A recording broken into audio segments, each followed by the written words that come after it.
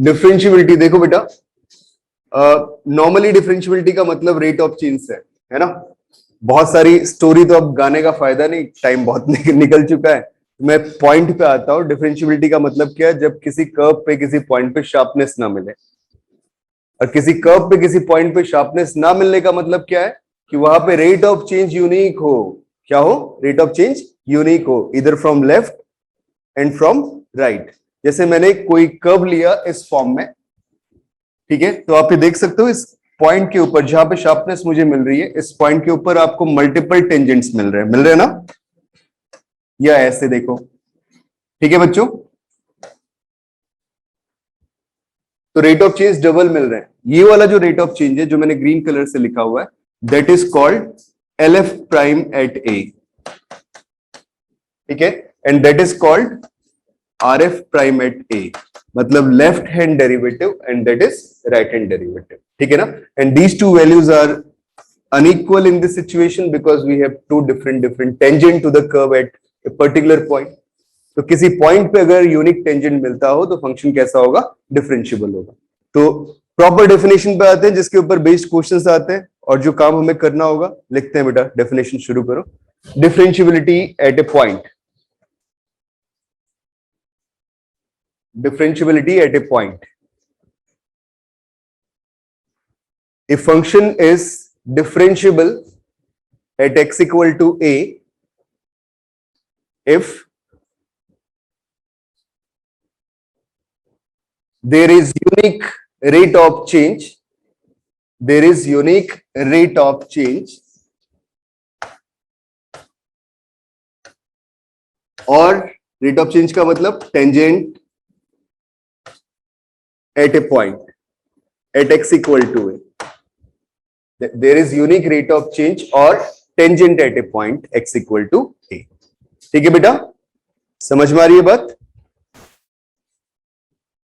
So whenever we have sharpness in the curve, देखना, whenever we have sharpness in the curve,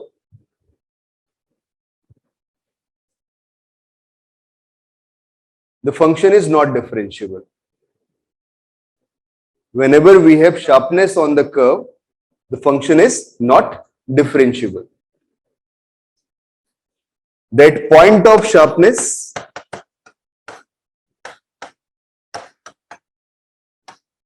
इसको अपन बोलेंगे kick,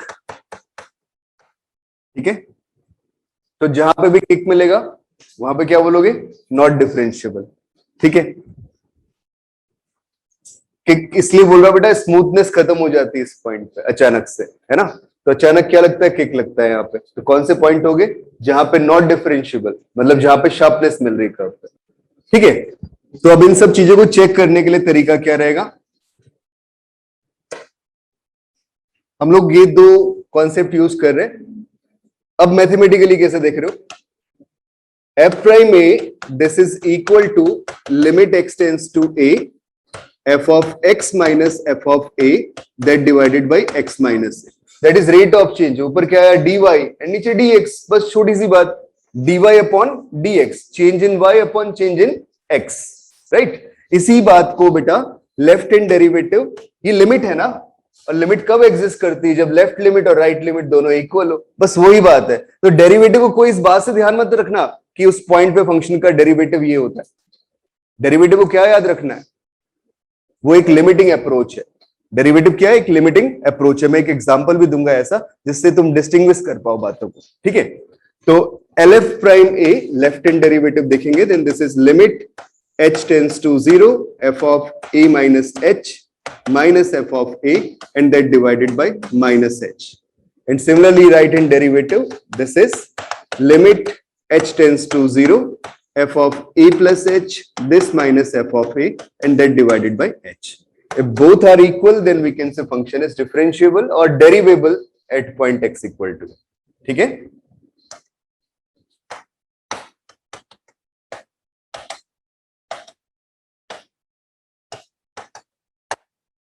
right, समझ में आया?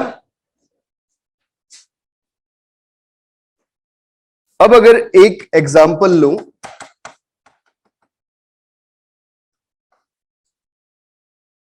fx is equal to x square sine 1 upon x when the x is not equal to 0 and that is 0 when x is equal to 0. What can you say about the differentiability of this function? Differentiable at 0 or not? 0 के अलावा तो और जगह doubt है ही नहीं आपको, है ना बच्चों? क्योंकि डिनोमिनेटर में 1 अपॉन एक्स आया, जहां पे फेल कर रहा है वो 0 पॉइंट है, तो डिफरेंशियबल होगा या नहीं होगा?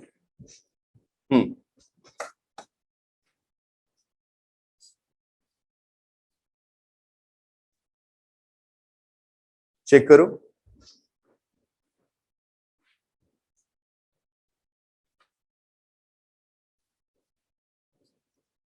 अगर मैं इसका डेरिवेटिव करता हूं, नॉर्मली डिफरेंशिएट करता हूं, तो कितना मिल रहा है एफ डैश एक्स? जरा देखो, that value is 2x into sine 1 upon X minus cos 1 upon x. Right बेटा, यही तो आ रहा है ना? आया ना, बताना। अब अगर एफ प्राइम 0 निकालें, f prime at x equal to 0, तो क्या वैल्यू आ रही है?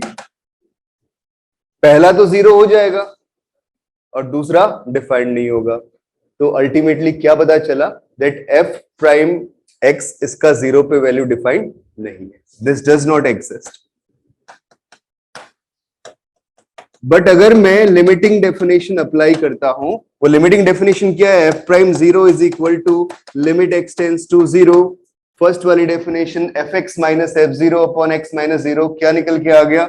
That is x square into sine 1 upon x minus f0 0 upon x minus 0। तो ये x और x एलिमिनेट हो गया और फॉर्मेट मेरे पास क्या आ गया? Limit x tends to 0, that is x sin 1 upon x। What is its limit? You may say 0। Why? Because you may use sandwich theorem। पढ़ाया था आपको कि sin 1 upon x माइनस 1 से 1, तो x से मल्टीप्लाई माइनस x से x, और x 0 को टेंड कर रहा है, तो मिडिल वाला भी कहां टेंड करेगा? 0 को टेंड करेगा। Right?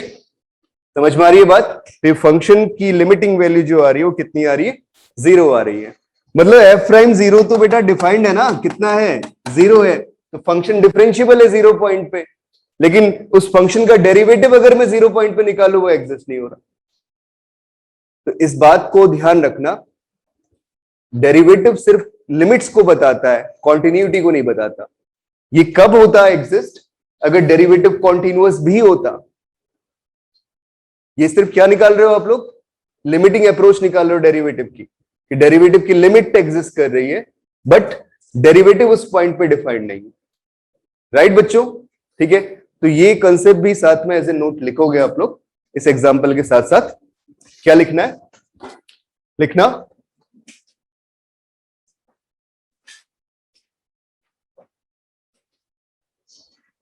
if fx is differentiable at x equal to a, then it is not necessary that f prime x is continuous at x equal to a. F prime x is continuous at x equal to a। Meaning बच्चों ये भी हो सकता है कि f prime 0 या f prime a, this need not equal to f prime x at x equal to a। It is not necessary that f prime x is continuous at x equal to a। यही statement दिया। Continuous होता तो क्या होता? Limiting value किसके equal होती? The value of function at that point. तो ये जरूरी नहीं कि इसके इक्वल हो, और ये भी जरूरी नहीं कि इस पॉइंट पे डेरिवेटिव डिफाइंड हो। तो ये कौन सी बात पता चल रही है? Removable discontinuity. थोड़ी देर पहले पढ़ी थी आपने कि लिमिट तो एग्जिस्ट कर रहा है, बट फंक्शनल वैल्यू उस पॉइंट के इक्वल नहीं। तो इस फंक्शन का डेरिवेटिव रिमूवेबल डिसकंटिन्यूटी को सेटिस्फाई करता है। समझ में आई बात? पक्का?